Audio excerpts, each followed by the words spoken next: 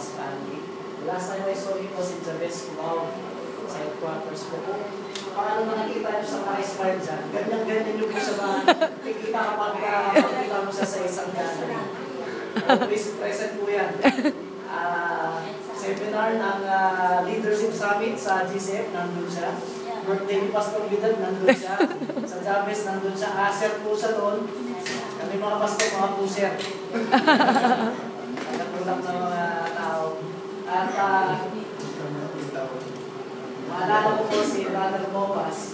Siya po isa sa pioneer po yata ng sa San Juan din po. Ano? At that was way back. Nagpapastor po sila Pastor si Bowen. Mga siguro more than 30 years ago. Mga 5 years old, 6 years old pa lang kami. Kung makita ko po siya, lagi siya sinasabi, kilala ko kayo, mga bata pa kayo doon, sila Alvin. Pero sa hindi ko po siya kilala. Ano po? Pero natutuwa po ako dahil sa tuwing nakikita ko po si Brother Boy Momas. Pinag-uusapan po namin, yung gawain ng Panginoon. Yung mga natulungan niya doon sa La Union, yung tinulungan niya church dito sa Paranaque, yung kanyang desire na tumulong sa district, yung po yung kanyang puso, yung po yung pinakwento niya. Kapag nakikita-kita po kami, kaya sa kagalakan po na kami po si Brother Boy Momas at talagang ang puso niya po ay sa pagtulong po sa gawain ng Panginoon. Sabi po ng sa quotation, only one life will soon be passed. Only what's done for God will last. So, itong taong ito, napakalaki po ng impact sa maraming tao.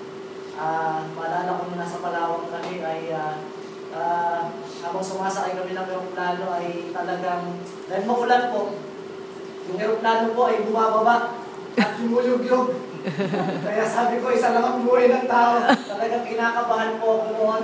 At biro-biro ng mga district superintendent, ang panalangin daw nila ay, Lord, patawarin mo kami sa aming kasalanan. Pero isa lamang po ang buhay natin at gamitin po natin ito sa paglalatian ng Panginoon. Kaya, Brother Boy Gomez ay talagang napakalaking impact po ito sa bawat mo ng taon yun, ano? Taon yun, Manila, Paranaque, kaya marami po ang nag-bless sa buhay ni Brother Gomez. Kaya bless po sa Panginoon. Thank you.